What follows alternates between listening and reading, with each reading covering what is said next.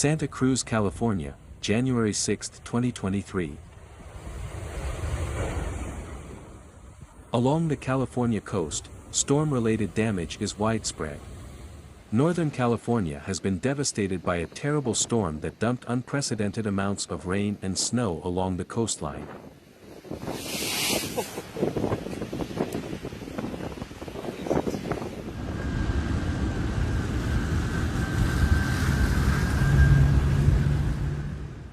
Homes' walls were carried away by enormous waves, and the entire region experienced floods, mudslides, and sinkholes.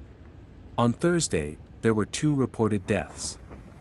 A 19-year-old woman died when her automobile collided on wet roads, while a youngster died when a tree fell on his home. Oh my God. Whoa, whoa, whoa, whoa.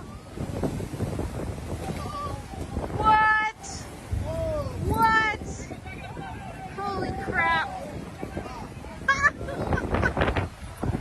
Wow. Holy Wild, huh? I've never seen anything like this here. Work crews have been busy in Santa Cruz County for about a week now due to heavy rain, washed out roads, and toppled trees, but one of the storm's worst blows so far came early Thursday from a major tidal surge. A section of the Capitola Wharf broke off in the middle and plummeted into the rising water after being battered by a constant parade of waves that reached heights of about 20 feet.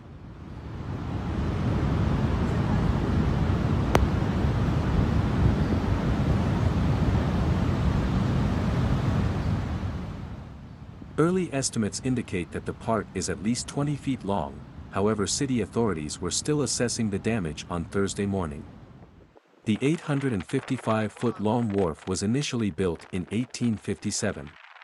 The water in Soquel Creek, which flows through the city before emptying into the Pacific Ocean, increased along with the rise in ocean levels.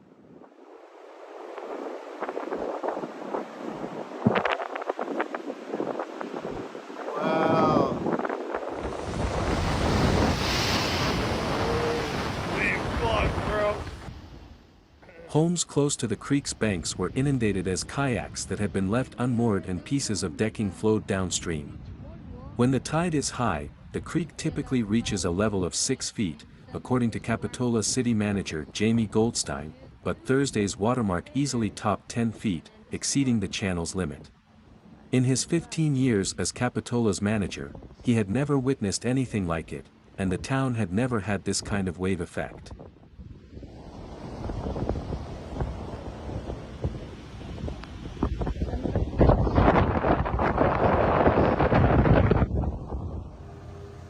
The surging flood and the enormous logs and debris it carried also seriously harmed several waterfront shops in Capitola Village.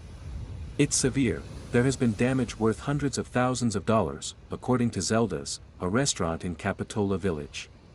Although he had boarded the windows facing the water before the storm, the front wall and a window were damaged as large ocean waves forced debris through them, flooding the house with several inches of seawater.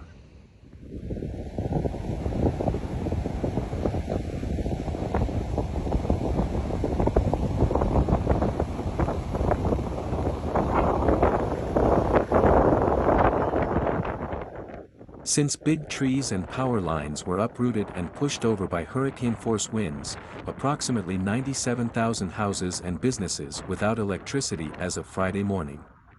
While San Francisco's neighborhoods continue to recover from floods, more rainy and windy weather is predicted for the region. Areas that were already wet from a storm on New Year's Eve have received rain.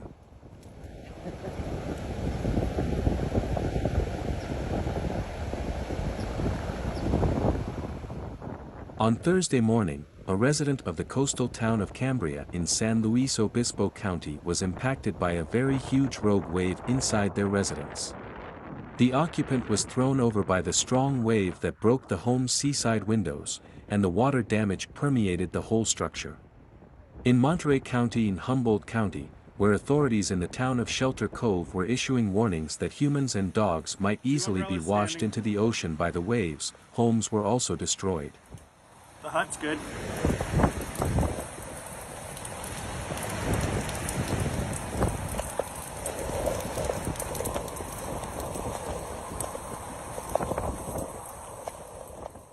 Under 35-foot waves, portions of the Capitola Pier in Santa Cruz County collapsed.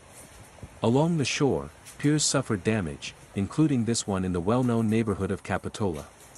Tony Valdez, a resident of Santa Cruz for 28 years, said he was in shock when he saw the pier's destruction.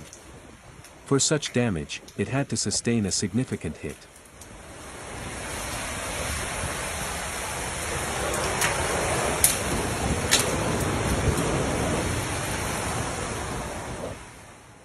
You should thus treat the ocean and the surrounding water with great respect.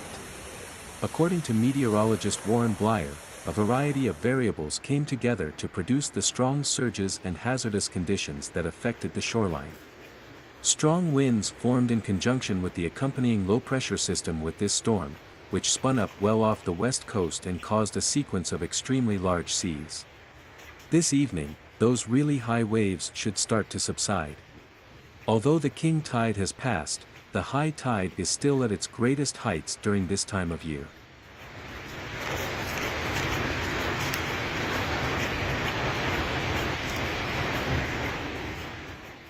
Additionally, the storm system's production of a low-pressure system, which led to an increase in water levels above tide levels alone, had another effect.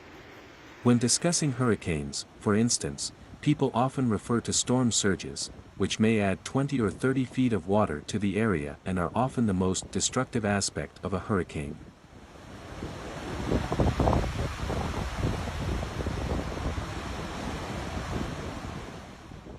Storm surges from extratropical storm systems can occasionally occur, although they are normally much smaller than those from tropical storms, measuring only a foot or two in height, as was the case in this instance. In the end, you got high water levels combined with powerful waves. As a result, waves are coming in on top of rather high water levels at high tide. Here is another view. Look at that, it's pulsating. Oh my gosh. It's like the blob has come to Santa Cruz. Riley's like, oh. Residents who were instructed to leave their houses due to floods and landslides on hillsides devastated by recent forest fires now have access to emergency shelters. Along the coast, beaches have also been told to close. The water clearly right up to them. Ay, ay, ay.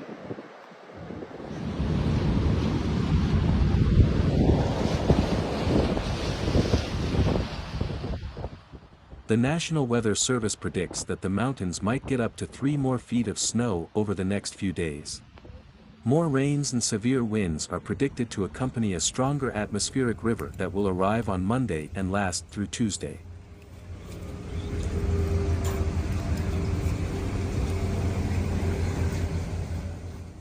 Thanks for watching the channel. World is dangerous. See you in the next video.